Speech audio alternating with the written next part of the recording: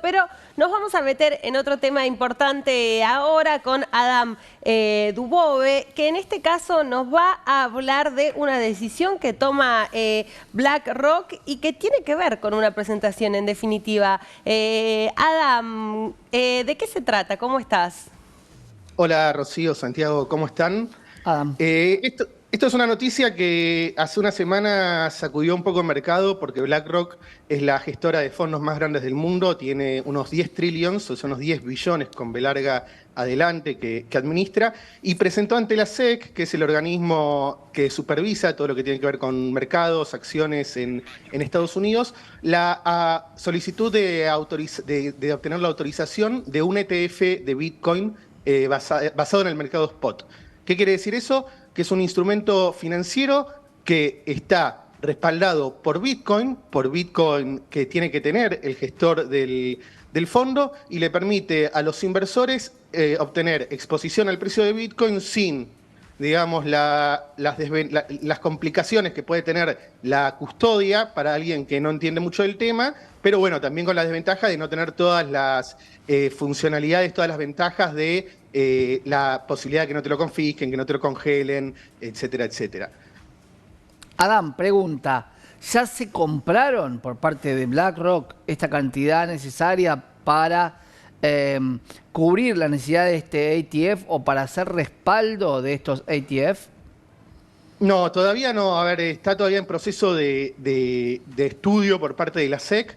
No solo está el ETF de BlackRock, también presentaron otros fondos muy importantes como ARK, como Invesco y otros gestores de ETFs presentaron también su propia solicitud. Esto se espera, a ver, en agosto está el primer deadline para la SEC para poder responder si sí, por sí o por no, pero ellos también tienen la posibilidad de prorrogar la decisión hasta principios de 2024.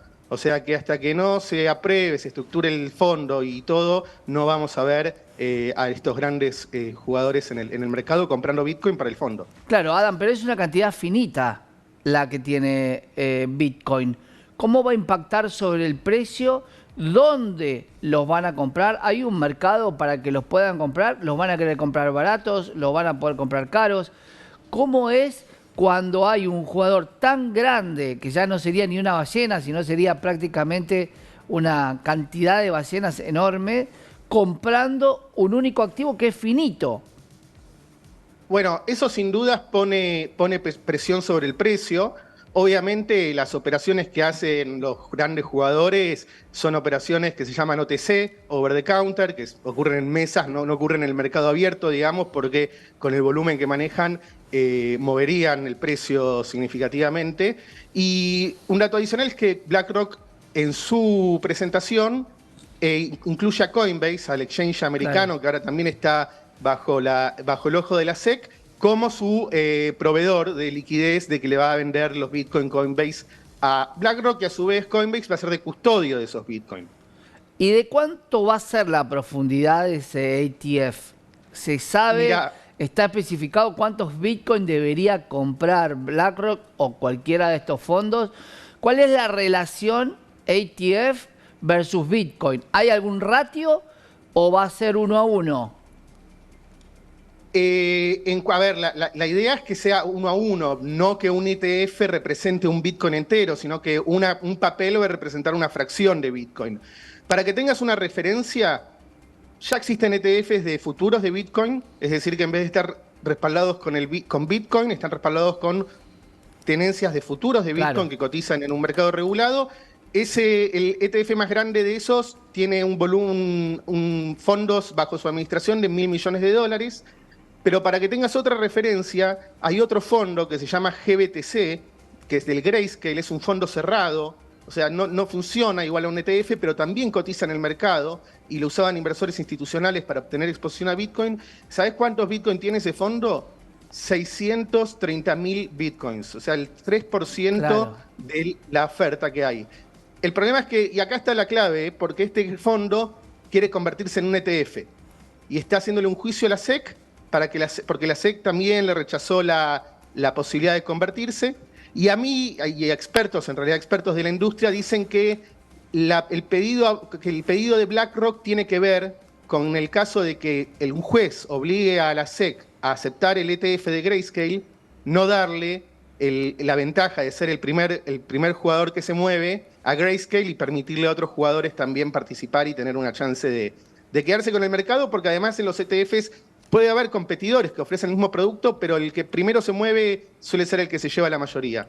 Por ahora estamos hablando de un ETF que tenga simplemente un comportamiento similar sin ningún tipo de apalancamiento dentro de lo que tiene que ver con este ETF. En algunos casos hay ETF que apalancan por 2, por 5, algo que el criptomundo está muy acostumbrado. ¿Vos crees que la SEC a eso lo va a dejar de lado? Mirá, parece paradójico. La SEC dice no aprobamos este ETF Spot desde hace 10 años que no lo aprueban porque dicen que se puede manipular el mercado, que no está todo muy transparente, pero ya existe BITI, que es un ETF inverso. Bitcoin sube 1, este ETF baja 1. Claro. Y también está BitX, que es un Bitcoin apalancado por 2 en futuros. Entonces ¿Cómo ya están funcionaría disponibles esos eso, Adam? productos. Un Bitcoin apalancado en futuros. ¿Cómo funcionaría eso? La gestora de fondos lo que hace es asume una posición en el mercado de futuros donde obtiene apalancamiento y eso uno lo puede comprar, digamos, esa operación que hace la gestora, compra el ETF y cuando sube un 1% el Bitcoin, o el activo de los futuros de Bitcoin, sube un 2% Bitcoin. Claro. Ojo que hay una cosa que se llama el tracking error, el error de seguimiento, que esto te lo prometen para un día, pero si vos lo mantenés en un largo plazo vas a poder ver que hay como diferencias entre el precio subyacente y el ETF. Si yo compro ETF o ETF por $15.000, ¿estoy invirtiendo en Bitcoin o en Satoshi? Estás invirtiendo en papeles que representan Bitcoin. No estás teniendo Bitcoin. Los satoshis que te referís son la unidad mínima de Bitcoin, ¿no? Es la 100 millonésima parte. Con $15.000 vas a comprar unos cuantos de miles y millones de satoshis. Claro, pero la unidad está medida, digamos, esto es como el centavo o el peso. Los centavos son los satoshi y los pesos son los Bitcoin. Por eso te decía, cuando a vos te van a dar una partición de ese ETF o la relación que tenga de la suba a la baja. Exactamente.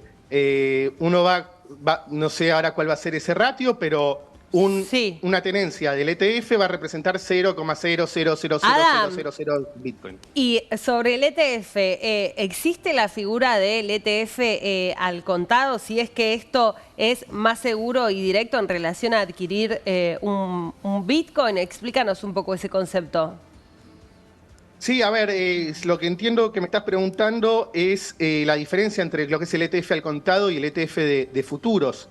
El ETF al contado, el gestor, para poder ofrecer ese ETF, antes tiene que comprar Bitcoin en el mercado y luego se lo ofrece a los clientes. En el caso de los ETFs que existen actualmente de Bitcoin en Estados Unidos, porque en otros países, en Europa, en Canadá, ya hay ETFs al contado de Bitcoin.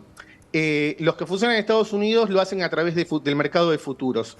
Porque la SEC lo aprobó porque dice que el mercado de futuros es el mercado del CME, que está regulado, tiene décadas y décadas de experiencia, entonces la SEC está tranquila con ese ETF.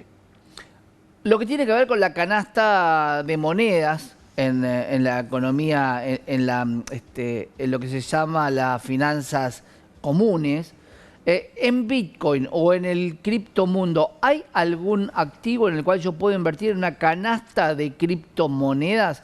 Es decir, no sé si Bitcoin puede andar bien, si Ethereum, si Solana, si Doge. ¿Hay alguna canasta de monedas en Bitcoin donde yo pueda invertir para diversificar realmente mi inversión? Buena pregunta, Santi. Mira, Santi, si algo me dejaron estos años de experiencia con Bitcoin, es que hay un error muy común que es el concepto de diversificación entre criptomonedas. Y yo creo que Bitcoin es una categoría aparte del resto de las criptomonedas en cuanto a las capacidades y los features, las funcionalidades que ofrece, ¿no? Las características que tiene. Existen esos instrumentos. En el mercado tradicional, ahora no estoy tan seguro, me parece que este Grayscale tiene también una especie de fondo con una canasta de monedas, pero no es algo que a mí me parezca atractivo ni que si me preguntan les diga, investigalo, puede ser interesante. Es lo que te iba a preguntar justamente, Adam, si vos invertirías en algún de digamos, fondo común Claro, de criptomonedas, de por decirlo de alguna forma, pero bueno, ya lo contestó. Con el riesgo, algunos decían en algún momento, Adam, que había que elegir 10 criptomonedas, de las cuales seguramente 5 iban a desaparecer, pero si por lo menos 5 de esas lograban el rendimiento que veníamos viendo en algún momento, era un negocio. Eso es un poco jugar a la ruleta. ¿Cómo lo ves? Y mira, la cuestión es que Bitcoin apunta al mercado de dinero. Bitcoin busca hacer dinero, un dinero incensurable, dinero que no puede ser licuado, dinero que no se puede hacer inflacionado. El resto de las criptomonedas, en el 98-99% de los casos, son una solución buscando un problema. Claro. Tratan de resolver otro tipo de problemas, reinventar las finanzas, que para mí es un concepto un poco absurdo, pero son cuestiones totalmente diferentes y para mí sí, es como, tenés por un lado Bitcoin, por otro lado el casino de las criptomonedas, donde podés ir y te invierte un poquito, pero es muy parecido a la ruleta. ¿Y Ethereum en qué instancia está? ¿Es un bingo? ¿Ethereum? Sí. ¿O lo Sí, pones a ver, en la misma categoría que Bitcoin? Ethereum, el tema es que depende de su creador, Vitalik, tiene una fundación, Claro. tiene grandes inversores que controlan de alguna manera los desarrolladores. Entonces, no hay tanta certidumbre como en el caso de Bitcoin, que la desaparición de su creador hizo que sea una moneda sin líder. Y eso creo que le dio una ventaja, es como un pro, no es un contra, Claro. no tener líder en este caso. Y trabaja por recompensa. Ethereum no trabaja por recompensa. Claro, eso fue un cambio que se implementó este año, que es la forma en la que se validan las transacciones, la minería, que hablamos de Bitcoin.